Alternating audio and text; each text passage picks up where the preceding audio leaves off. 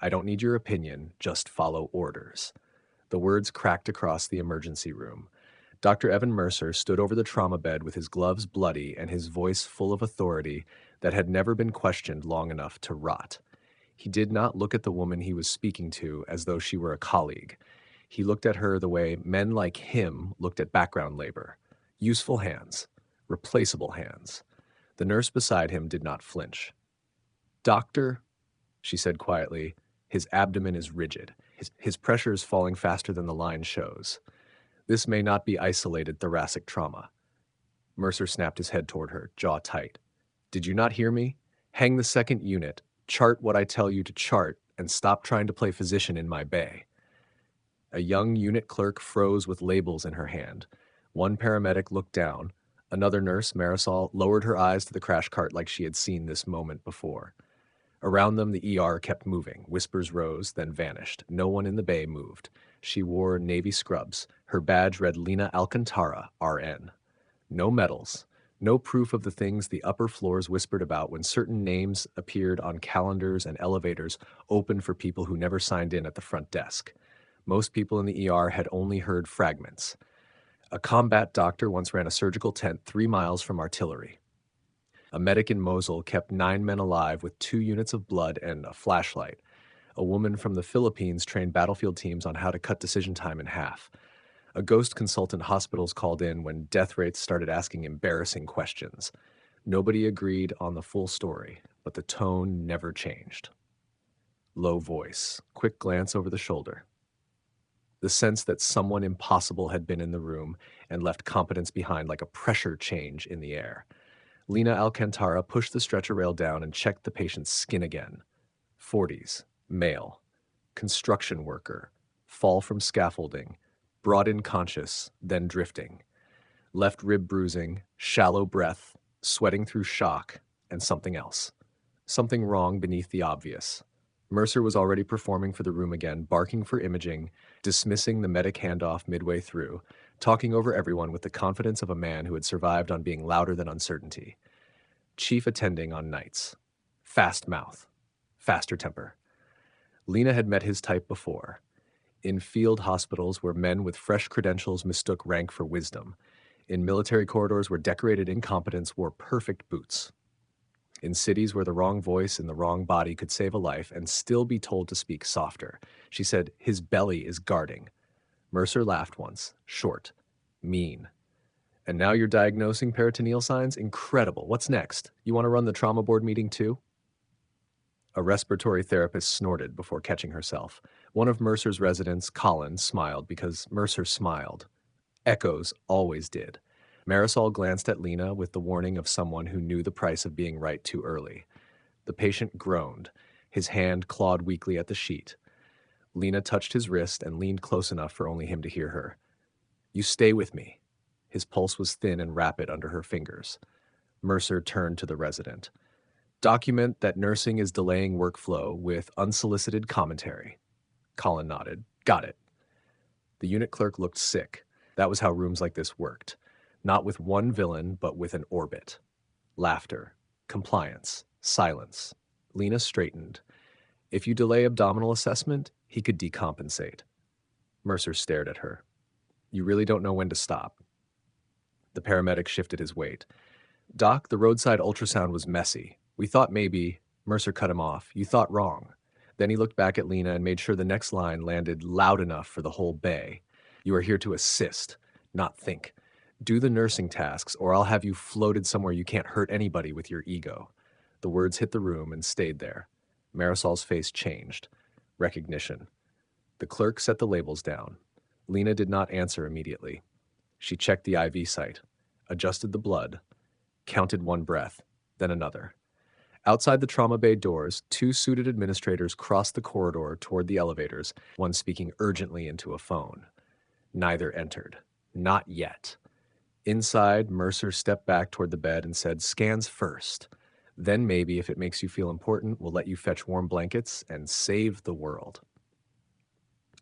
A few people laughed because not laughing would have been noticed. Lina looked up at him at last. Her expression did not change. That stillness unsettled people more than tears would have. In another life, under another ceiling, Men had screamed louder than this with mortar fire behind them. She had learned long ago that panic was just noise with good marketing.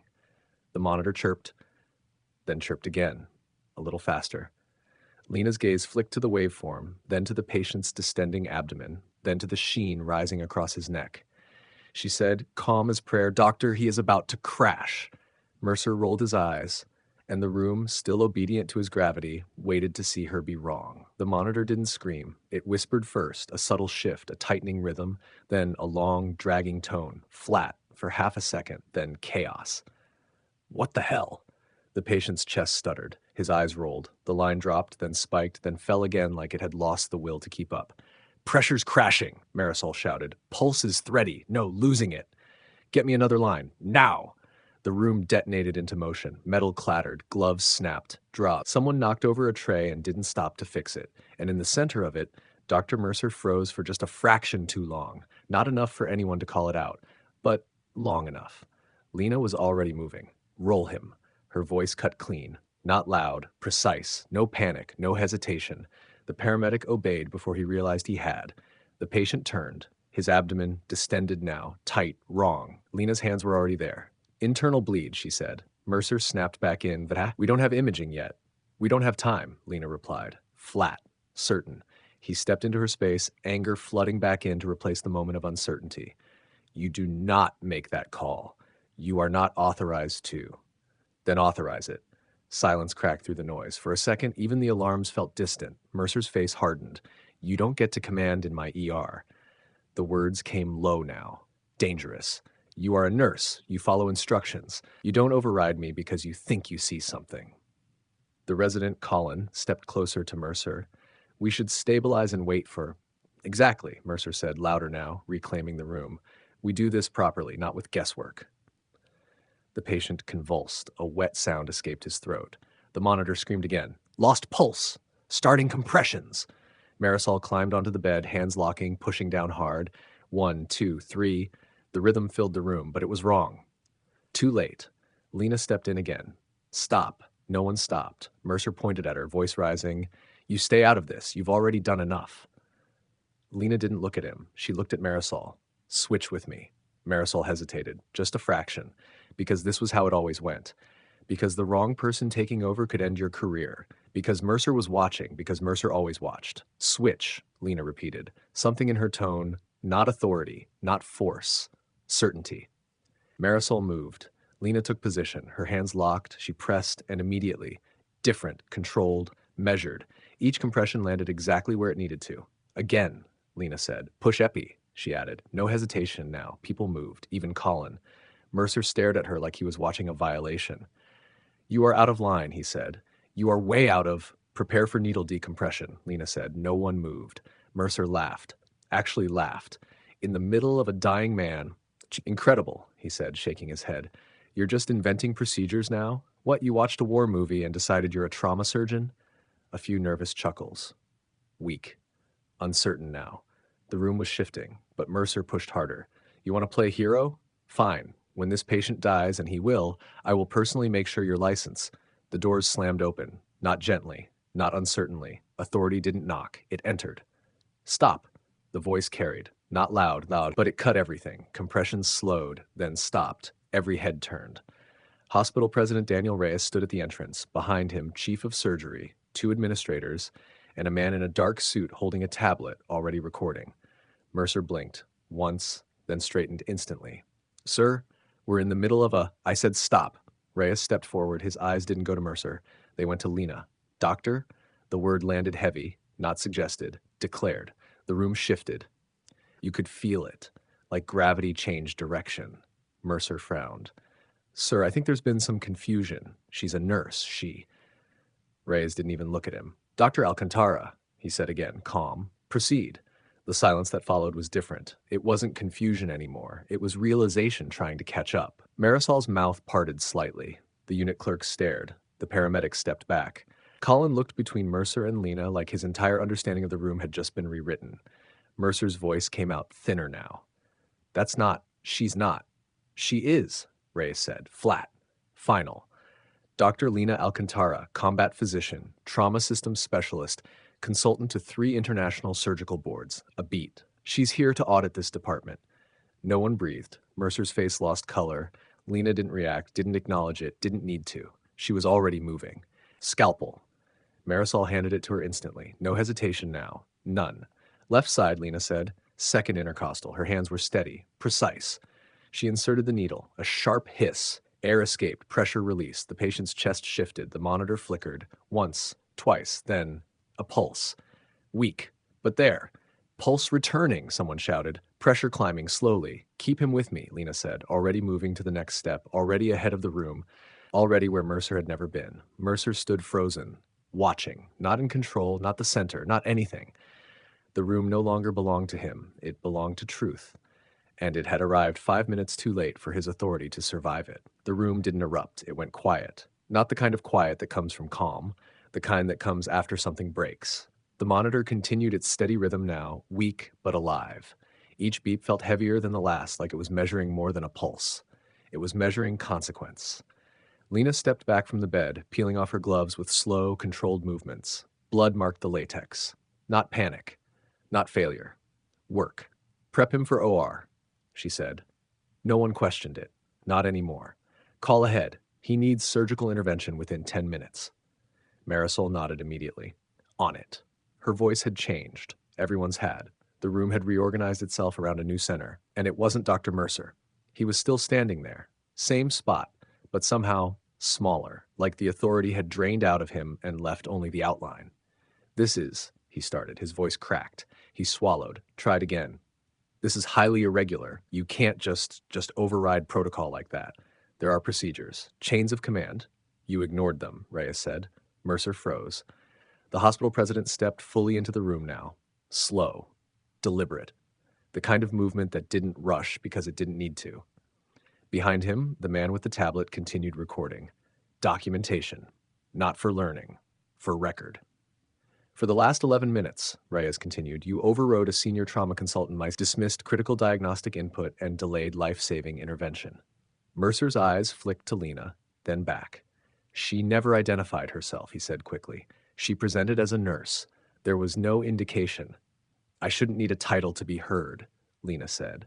The words weren't loud. They didn't need to be. They landed. Clean. Mercer turned toward her, desperate now. That's not how this works. You don't just walk into an ER and start issuing orders without declaring your authority. Lina met his gaze, for the first time, and it wasn't anger, it was something worse, recognition. I gave you information, she said. You chose not to hear it. A pause. You heard my uniform instead. No one moved. Colin shifted slightly like he wanted to disappear into the wall. The earlier laughter, gone. Reyes nodded once, then looked at Mercer like a case study. Do you know what the purpose of this audit is? Mercer didn't answer. Didn't know how. It's not to test knowledge, Reyes said. We already know you're technically competent. That almost sounded like praise. Almost. It's to test judgment under pressure. Another step forward, to see whether leadership listens or performs. Mercer's throat moved. He had no response, because there wasn't one, because the room had already seen it. Reyes gestured slightly toward the bed. You had a patient dying in front of you, a beat, and you chose ego. The word echoed, not loudly, but completely. The side door opened, security. 2 officers, not aggressive, not hesitant, just inevitable. Mercer's head snapped toward them. This is unnecessary. No, Reyes said. It's overdue. Silence stretched. Then Dr. Evan Mercer, Reyes continued, voice even. Effective immediately, you are relieved of duty pending full review. Mercer blinked. Twice. Like his brain needed time to process something it had never prepared for. You're suspending me? He said, incredulous. For what? For making a judgment call in a chaotic environment? For failing to make one, Reyes replied. A pause. Then for creating the chaos. The words landed heavier than anything before. Mercer's mouth opened, closed. Nothing came out. Colin took a step back. Instinct. Distance from the falling structure. Reyes turned slightly. Colin Hayes, the resident stiffened. Yes, sir. You documented nursing interference. Colin swallowed. You were following authority, Reyes said, flat, and ignoring evidence. A beat. Your evaluation will reflect that. Colin's face dropped. The first crack. The echo collapsing. The room watched. Not with satisfaction, with recognition. Because this wasn't just punishment, it was exposure. Rise shifted his attention to the rest of the team. Anyone who witnessed and chose silence will be reviewed. No raised voice, no threat, just fact. And that was worse, because it meant there was no hiding. The unit clerk looked down at her hands. The respiratory therapist stared at the floor. Marisol stood still. Then Reyes turned back to Lina. Everything about his posture changed. Respect didn't announce itself, it showed. Dr. Alcantara, he said, a slight incline of his head. Not formal, but real. I apologize. The room felt that, more than anything else, because authority rarely apologized. Your presence here was requested to evaluate systemic failure points. A beat. It appears we found one. He glanced at Mercer, then back. I'd like you to continue your audit. Another pause. Effective immediately, you'll be overseeing trauma operations for this department until further notice. Silence.